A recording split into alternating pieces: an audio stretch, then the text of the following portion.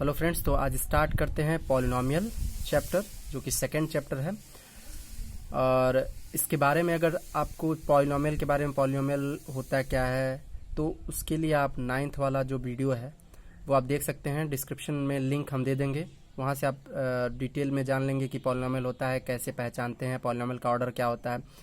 वो सब 9th class में भी आप पढ़े होंगे, लेकिन फिर भी अगर कोई प्रॉब्लम होती है तो लिंक जो देंगे वहाँ से आप समझ सकते हो जाके कि पॉलिनोमियल के बारे में, उसके ऑर्डर के बारे में। ठीक है, तो स्टार्ट करते हैं। जो मेन हमारा टॉपिक है 10th में, जो कि आपके लिए नया है, वो चीज़ें हम देखेंगे आज।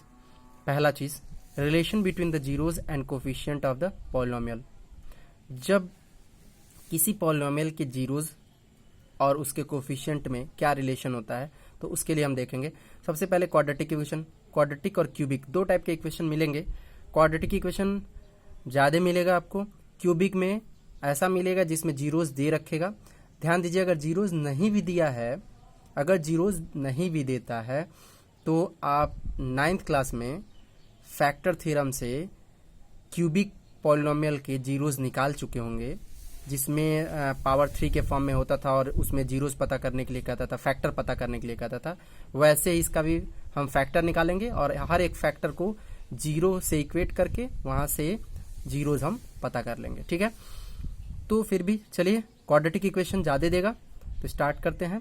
मान लीजिए कि क्वाड्रेटिक इक्वेशन है ax² प्लस bx प्लस सी। ध्यान दीजिएगा, ax² प्लस bx प्लस सी, यहाँ पे x² का कोफिशिएंट a है, x का कोफिशिएंट b है और ये कांस्टेंट है c।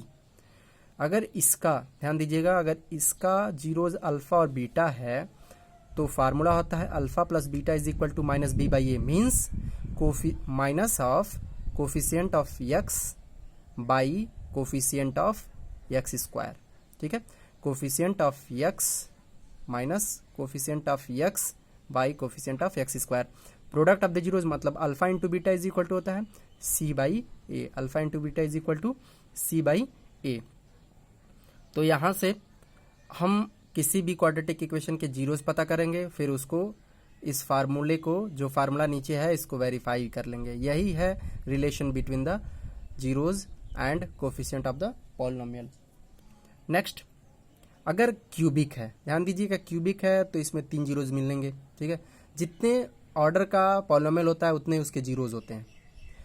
और आप इसके जीरोज आपके बुक में, एनसीईआरटी में इसके जीरोज दे रखेंगे और उसमें बस रिलेशन को जो है वही दिखाना रहेगा।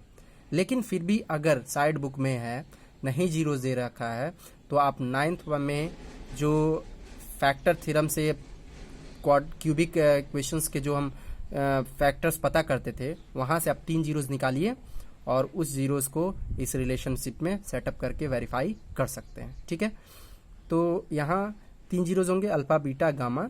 Alpha plus beta plus gamma is equal to minus B by A. Alpha beta मतलब product of the zeros, sum of the two product of the zeros मतलब alpha beta plus beta gamma plus gamma alpha is equal to C by A. Alpha beta gamma minus D by A. यहाँ पे A B C D क्या है, x³ का coefficient a है, x² का coefficient b है, x का coefficient c है और कांस्टेंट जो है d है। अगर बाय द वे x² का टर्म ना दिया हो, इसमें अगर कोई भी पॉलिनोमियल आपको दिया है और x² का टर्म ही नहीं दिया है या x का टर्म नहीं दिया, इसका मतलब इसका कोफिशिएंट क्या हो जाएगा, 0। इसका कोफिशिएंट हम क्या मान लेंगे, 0 मान लेंगे। उसी तरह से अगर मान लीजिए इसमें क्वाड्रेटिक में x का टर्म नहीं दिया है, तो x के कोफिशिएंट को हम क्या मान लेंगे, 0, मतलब b की वैल्यू 0 हो जाएगी। तो यही चीज़ें हैं जो कि ध्यान देने वाली होती हैं। ठीक है, तो इस पे क्वेश्चन एक डिस्कस कर लेते हैं। जैसे देखिए, एक क्वाड्रेटिक इक्वेशन है 6x² माइनस 3 प्लस 7x। तो फिर बताएं इसको क्या करेंगे, पहले ऑर्डर में अरेंज कर लेंगे। यहाँ पे 2 फिर 1 फिर 0 पावर में, तो 6x² minus 7x minus 3 power में अरेंज हो गया डिसेंडिंग के। तो फिर इसका क्या करेंगे, मिडिल टर्म स्प्लिटिंग कर देंगे, फैक्टराइज कर लेंगे। मिडिल स्प्लिटिंग आप 8th में 9th में आप लगाए होंगे उससे क्वेश्चन, तो आप आसानी से कर सकते हो मिडिल टर्म स्प्लिटिंग में। फिर भी नहीं कर पा रहे हो तो उसके लिए जो वीडियो बनाएंगे 8th क्लास में, 8th वाला जो वीडियो बनेगा उसको आप जाके देख लेंगे तो समझ आ जाएगा वहाँ से। ठीक है, तो मिडिल टर्म स्प्लिटिंग कर देते हैं यहाँ पे। मिडिल स्प्लिटिंग के लिए थोड़ा सा आपको हिंट देते हैं। ये एक्स स्क्वायर के कोफिशिएंट को लास्ट कांस्टेंट में पहले मल्टीप्लाई करते हैं तो आ गया आपका 18। 18 को ऐसे दो पार्ट में ब्रेक करेंगे कि यहाँ पे देखिए सिंबल क्या है माइनस, यहाँ पे है माइनस। 18 को ऐसे दो पार्ट में ब्रेक करेंगे कि माइनस करने पे 7 आए। तो ध्यान दीजिए माइनस, यहाँ पे -7 आना चाहिए, तो 2x - 9, 2 - 9 करेंगे तो -7 आएगा और मल्टीप्लाई करेंगे तो आपका 18 भी आ गया। तो ये ऐसा सेटअप, ये अरेंजमेंट आपको सोचना होता है और इसको एलसीएम की मदद से भी आप निकाल सकते हैं, जो फैक्टर निकाल के एलसीएम निकाल के फैक्टर जो नंबर का होता है उस तरह से भी निकाल सकते हैं। इसके लिए मिडिल स्प्लिटिंग के लिए एक वीडियो बनेगा, वहाँ से आप देख सकते हैं। अगर वैसे हमें उम्मीद है कि सभी को आ रहा होगा, 10th में आप हैं तो फिर यहाँ पे हो जाएगा 3x + 1, यहाँ पे हो जाएगा 2x - 3। ठीक है, अब देखिए यहाँ फैक्टर हमें मिल गया, फैक्टर हमें मिला तो हर एक फैक्टर को 0 से इक्वेट कर देंगे। तो 3x + 1 और 2x - 3 = 0। तो 3x + 1 = 0, देयरफॉर x = -1/3। ओके, फिर से ये वाला भी इक्वेट कर देंगे 0 से, तो 2x - 3 = 0, देन x = 3/2।